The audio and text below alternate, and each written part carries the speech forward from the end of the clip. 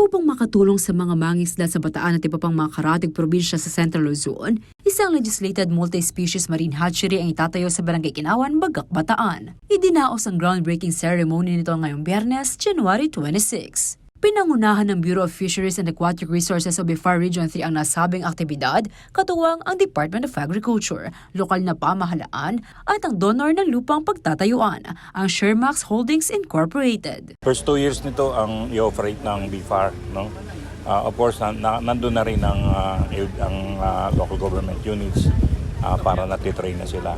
So after 2 years, ita-turnover na natin sa kanila para sila na yung mag-operate. Yun. Tapos this will become parang sa kanila, aside from facility, aside from food production, magiging source of income na rin ng province kasi to sustain the project kailangan ibenta rin yung mga fry.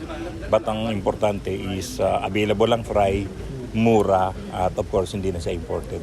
Ayon sa BIFAR, hindi na mahirapan sa paghahanap ng mga similya ng isda ang mga mangingisda sa Bataan at iba pang lugar sa oras na ito ay mag-operate. Mapapatatag din umano nito ang aquaculture at posibleng makatulong din ito para maiwasan na ang pag-aangkat ng isda mula sa ibang bansa.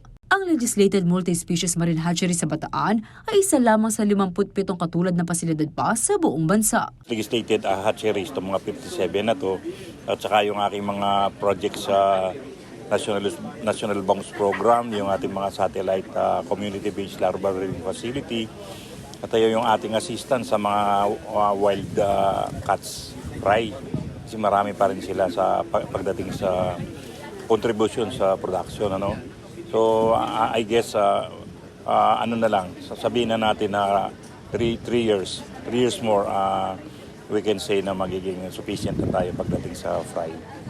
Samantala na isa katuparan ng pagtatayo ng marine hatchery sa bisa ng Republic Act 11912 o an act establishing a multi-species marine hatchery in the municipality of Bagak, Bataan na isinulong noon sa Kamara ni dating Bataan 3rd District Representative at ngayon Governor Jose Enrique Joet Garcia III. Pero itong ganitong klaseng proyekto, itong ating multi-species marine hatchery, sigurado mas malaki pang may tutulong dahil meron tayong makukuhang source ng mga fry, ng mga sinilya na pwede po magamit ng ating mga kababayan na naghanap buhay pagdating po sa mga marine production.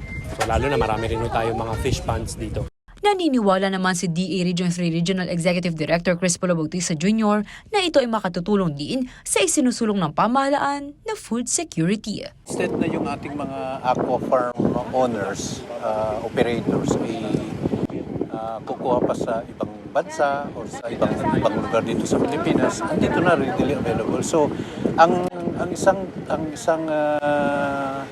objective din ng ating mahal na sekretary is i-improve yung production ng aqua farm. Kasi sa marine fishing, medyo mahigpit sa Spratly. So kailangan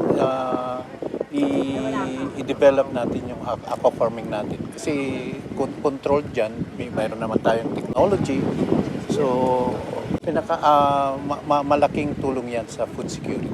Inaasahang matatapos ang konstruksyon ng pasilidad na mayroong mahigit 29 million pesos na pondo sa August 5, 2024. Liana Canilaw, CLTV 36 News.